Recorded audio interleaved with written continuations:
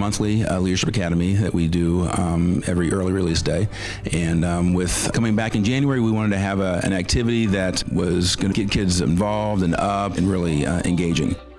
This was something we have never tried before. Our SEL committee, who plans Leadership Academy activities, thought this was a good idea. The students started off in their tribes in the classrooms, and they were given a balloon, and they wrote their first and last name on the balloon, and they had to then walk down to the gym, throw the balloon into the middle of the gym, and then follow some basic instructions. The whole point of the activity is that students, when they're told to go find their own balloon, it's difficult because they're focused just on themselves. And then when we say, okay, now pick up the nearest balloon and find the owner, and they're helping somebody else find their balloon, and they're able to do it much quicker. And so the kind of the point is to show the students, if they're searching for their own happiness all the time, it's much more difficult.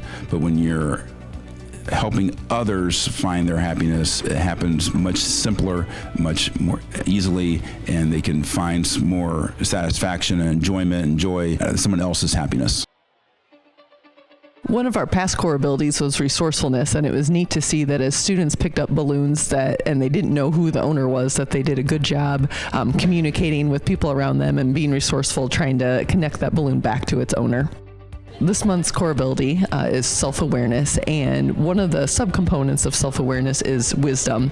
And wisdom is one of those things that it can be hard to teach. It's a lesson that's often learned through experience. And so we wanted to make sure that we had an activity that was experiential for students to hopefully learn this concept of helping others find their happiness will lead to them finding their own as well. That's some wisdom that is often learned as we get older and through our own life experiences. And so we spent a lot of time thinking through details and trying to prepare so that it would be, organized, but still get the experience so it would be memorable for students. We're excited to have everybody back in 2025 to finish out the school year. We hope that this, set the tone for students that, we're looking forward to this semester and have a lot of great things, in store for them.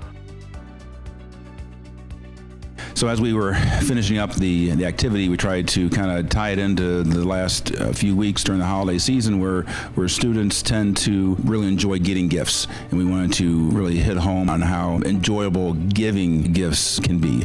And I personally, I have so much more fun watching my kids and my family open up something that I've purchased and thought of and given to them and watch their enjoyment far more than I now get when I open something. I feel like I finally start to understand something that I wish I would have understood years and years and years ago.